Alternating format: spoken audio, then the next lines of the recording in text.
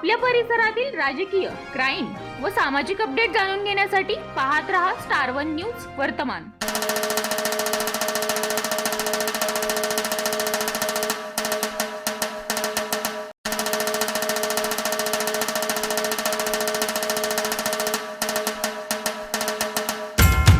सांगली जिल्ह्यातील विटे शहरात गंभीर आजारांनी ग्रस्त रुग्णांसाठी दिलासादायक उपक्रम सुरू झाला आहे।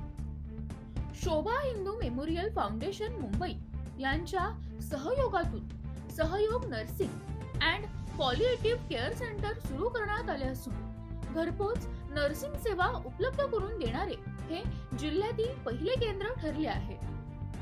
या केंद्रामार्फत कर्करोग, पक्षाघात तसेच अंथरुणाला केलेल्या रुग्णांना घरीच अनुभवी नर्सेस कडून उपचारानंतरची निगा, जखमांची काळजी, फिजिओथेरपी, कॅथेटर व फीडिंग ट्यूब व्यवस्थापन अशा विविध सेवा दिल्या जाणार आहेत। याशिवाय ज्येष्ठ नागरिकांची आरोग्य तपासणी, समुपदेशन आणि एंड ऑफ लाईफ केअरची सुविधाही उपलब्ध करून देण्यात येणार आहे।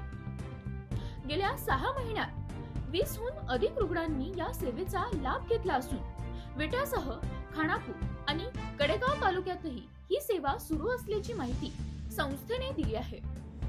प्रतिनिधी प्रीती गायकवाड। की काहीतरी आपण नेहमी जगत असतो, आयुष्य आपलं रुटीन चालू असतं, पण आपल्याला काहीतरी समाजाचं देणं असतं, तर ते आपण इथे आलेलो आहोत, आम्ही एवढं शिकलेलो आहोत, आपलं प्रपंच चालू आहे व्यवस्थित, पण मग समाजाशी जोडलं जाणं तेवढं गरजेचं आहे म्हणून या फाउंडेशनची स्थापना केली होती आम्ही।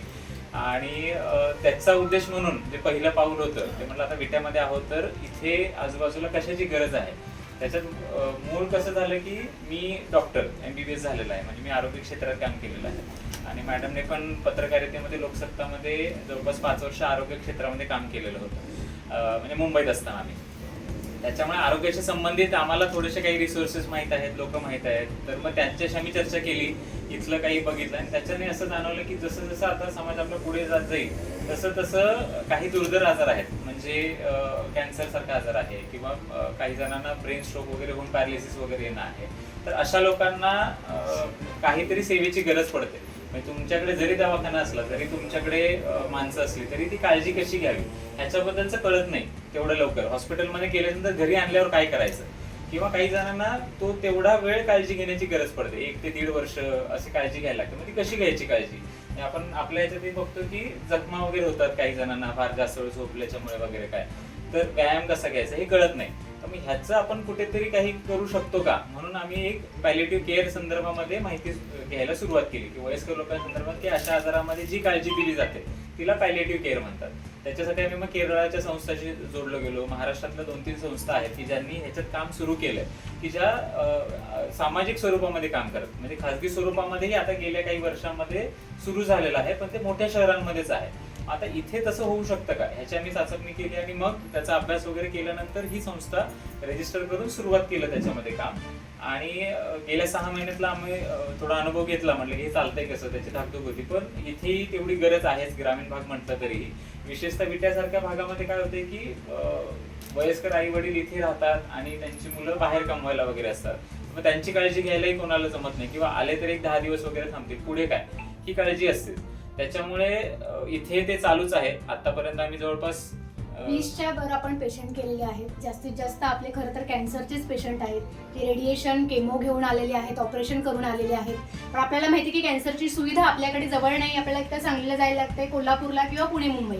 पण तिकडून जाऊन आल्यानंतर पुन्हा वारंवार छोट्या छोट्या गोष्टींसाठी सांगली, कोल्हापूर, पुणे, मुंबई जाणं हे फारच खर्चिक आहे, घरच्यांना खूप तापदायक आहे। मग इथेच काय करता येईल, म्हणजे अगदी साध्या साध्या गोष्टी, कॅन्सरच्या पेशंटला ताप जरी आला तरी काय करायचं हे घरच्यांना कळत नाही। आमच्याकडे आता जे 2-3 पेशंट होते, तुम्हाला पटणार नाही, पूर्ण माउथचा हा पूर्ण भाग रिमूव्ह केलेला आहे। पूर्ण सर्जरी झाल्यापासून, ट्रॅकेस्टोमी असल्यापासून आपण त्यांची व्यवस्थित जवळपास 5 महिने काळजी घेतोय। आपला पेशंट आता आरटीवरून, म्हणजे आपण म्हणतो तोंडातली पाईप आहे, त्या पाईपवरून आता स्वतः खाण्यापर्यंत आपण त्याला हळूहळू टप्प्याटप्प्याने आणलेलं आहे।